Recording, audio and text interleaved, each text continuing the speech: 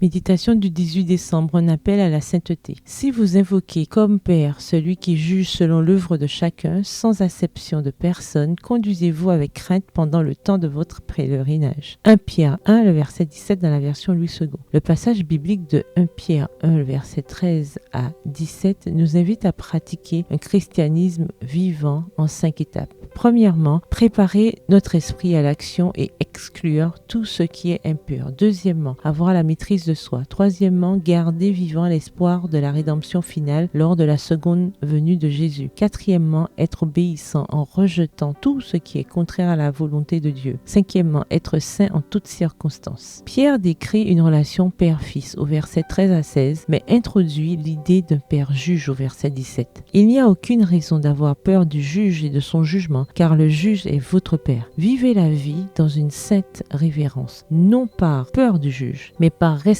et honneur pour le père juge. Votre comportement quotidien reflète votre attitude envers Dieu. Vous êtes un pèlerin, séjournant sur une terre étrangère. En toutes circonstances, pression ou menace, votre conduite doit honorer celui que vous représentez, votre père juge. C'est la raison pour laquelle il faut mener une vie exemplaire. Soyez saints car je suis saint, au verset 16 dans la version Bible en français courant. Votre statut de fille de Dieu ne vous donne pas la liberté de faire tout ce qui vous passe par la tête. Ne nous comportons pas seulement comme des filles qui se savent aimer de Dieu, mais comme des filles reconnaissantes et privilégiées. Montrons-lui notre amour avec joie, dans le respect, en désirant imiter notre Père juge dans la sainteté. Vivons conscientes de sa présence perpétuelle et de sa redoutable majesté, car cela nous aidera à prendre conscience de nos péchés et dans l'humilité et le repentir, à l'adorer comme il lui plaît. Vous verrez la différence abyssale et indescriptible entre vous et Dieu. Vous remarquerez que la plus parfaite de vos attitudes, la plus inspirante et profonde de vos louanges, la plus révérencieuse et sage de vos paroles effleureront à peine la surface de sa splendeur. Comprendre cela élargit considérablement le concept de l'ampleur de son amour, de sa miséricorde